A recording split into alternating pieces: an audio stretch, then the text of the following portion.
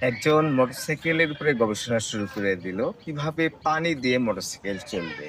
এটা সম্ভব কেন? কারণ হলো যে পানির যে জাহাজ, সেই পানির জাহাজে কিন্তু এই যে পানিতেই একটা বিদ্যুৎ উৎপাদন করার একটা ক্ষমতা আছে। সেই বিদ্যুৎ দিয়েই পানির জাহাজ চলে।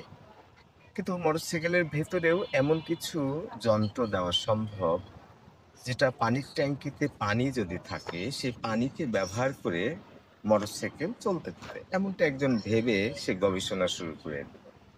দিনের পর দিন, ঘন্টার পর ঘন্টা গবেষণা করে একদিন সে আবিষ্কার করলো।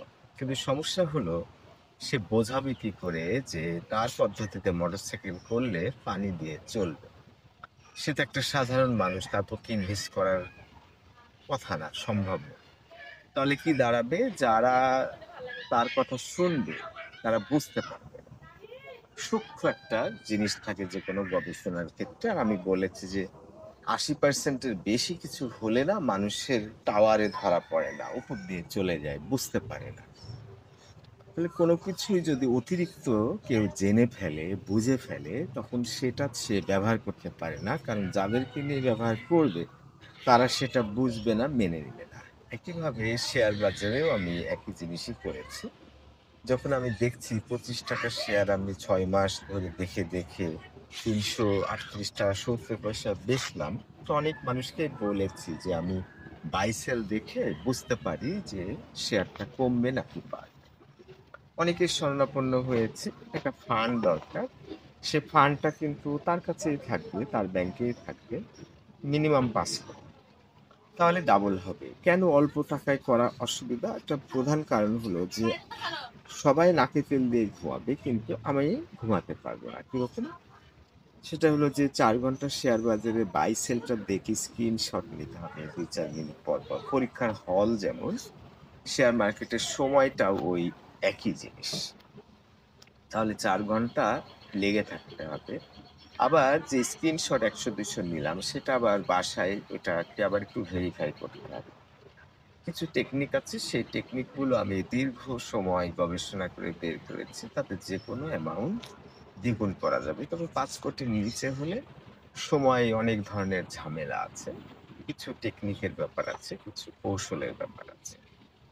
ফলে যে ব্যক্তিটা মোটরসাইকেলে বুঝতে পারল যে পানি দিয়ে চালানো যাবে, কিন্তু সেই মোটরসাইকেল কেউ বানাতে রাজি হবে না। ঠিক একইভাবে সবাই ভাববে যে আমি তো সাধারণ কেউ, আমি মানে শিক্ষকতায় আছি, সেটাই তারা মনে করবে, বিজনেস মনে করবে না। কিন্তু দর্শনের একটা বিষয় হলো একটা রসুনের মতো। রসুনে অনেকগুলো কোয়া থাকে। প্রতিটা কোয়া একটা শেষে গিয়ে গোড়াতে জটলা লাগে। তাহলে এই গোড়াটা হলো দর্শন। যেকোনো ফিল্ডে সে যদি বিচরণ করে তাহলে সে কিন্তু বিষয়টা পরিপূর্ণভাবে বুঝতে পারবে। যেমন আমি রবীন্দ্রনাথের কথা বারবার বলি যে করোনা ভাইরাসের সে টিকা বানাতে পারতেন। তাকে যদি সময় দিয়ে, একটা সময় পর্যন্ত তাকে গবেষণার সুযোগ দিয়ে, সে মেডিকেল সায়েন্সের কিছু বেসিক জিনিস জেনে সে কিন্তু করোনা ভাইরাসের টিকা বানাতে পারে। হয়তো ১ মাস সে একটু সময় লাগবে। তার মানে হলো যে একটা গুরু রহস্য, সেই গুরু রহস্যের মধ্যে আপনি বহু বছর ধরে ঢুকেও আপনি পাচ্ছেন না। কিন্তু আপনার যদি দর্শন জ্ঞানটা সেই মাত্রার হয়, তাহলে নতুন যে বিষয় নিয়ে আপনি একটু কাজ শুরু করলেন, কিছু ইনফরমেশন নিয়ে ইনফরমেশনটাকে এনালাইজ করে বিভিন্নভাবে আপনি সেটা তৈরি করতে পারেন। মানে একটা বাধা। রাসূলুল্লাহ সাল্লাল্লাহু আলাইহি সাল্লাম পৃথিবীর সর্বশ্রেষ্ঠ মানব ইসলাম ধর্ম মতে। কিন্তু যারা হিন্দু, খ্রিস্টান তারা এটা মানবে না, বুঝবে না। আবার যারা মুসলমান ওই সময়ে রাসূলুল্লাহ সাল্লাল্লাহু আলাইহি সাল্লামের পাশে ছিলেন, তারা উনাকে ভালো করে চিনতে পারেন। কিছু মানুষ চিনতে পেরেছেন, তখন তার সাহাবী হয়েছেন। যেটাই বলে সেটাই তারা শুনবেন। আগুনে লাফ দিতে বললেও তারা দিতেন। তাই যা উনি বলবেন সেটাই ভালো। এই কনসেপশনটা মানুষের মধ্যে আনা খুব কঠিন। কারণ সাধারণ মানুষ, একটা মানুষ থেকে আরেকটা মানুষকে চেহারাগত, আকৃতিগত কোনো পার্থক্য পাওয়া যায় না। ফলে তার জীবনধারার ভেতরে, মাথার ভেতরে যে ভিন্ন একটা জিনিস আছে সেটা সে বুঝবে না। কেউ বুঝবে না। ফলে শেয়ার বাজারের উপরে আমি ১০ বছর ১০ ঘন্টা ধরে আমি যে গবেষণা করলাম, সেটা মানুষ বুঝবে না। আর মানুষের মধ্যে একটা ধারণা হলো যে আমি বুঝি না, সে বুঝে এটা মনে করতে পারে না। ফলে কি হয়, একটা কেওয়াস, একটা গন্ডগোল বেঁধে যায়। সারেন্ডার করতে পারে না। আর অনেকে আছে এটা পারি, ওটা পারি বলে বিভ্রান্ত করে অনেক ক্ষতির মধ্যে ফেলে দেয়। তখন মানুষের মধ্যে একটা প্রোটেক্টিভ একটা মেজার থাকে। যে এই মানুষটা আমাকে ঠকাবে। আমি তার কথা শুনলে আমার কোনো লাভ হবে না। এগুলো বানোয়াট, এগুলো। আর তারা মনে করে যে যারা রবীন্দ্রনাথ বা অ্যারিস্টটল এসব বিখ্যাত ব্যক্তিরা ওরা অন্য ধরনের মানুষ। আসলে এটা ভুল ধারণা। ওরা আমাদের মতোই সিম্পল মানুষ। সেজন্যে টমাস আলভা এডিসন কি বলেছেন যে তার প্রতিভা কিন্তু এক, কিন্তু বাকি ৯৯ ভাগ কিন্তু কঠোর পরিশ্রম। তাহলে যে ব্যক্তির মধ্যে একটা বিষয় আছে, একটা দর্শন আছে, একটা ভিত্তি আছে, সে কিন্তু চেষ্টা করলে একটা বিষয়ে সে অনেক কিছু জানতে পারত। যদি ডায়াবেটিসের কথা বলেন, রিক্শাওয়ালাকে আমি জিজ্ঞেস করি, তাদের কথা শুনে আমি বুঝতে পারি যে তারা কিছুটা হলেও ডায়াবেটিস সম্পর্কে জানে। কিন্তু আমি আবার কিছুই জানতাম না। কারণ আমি এই ওয়ার্লডে একেবারেই ঢুকিনি।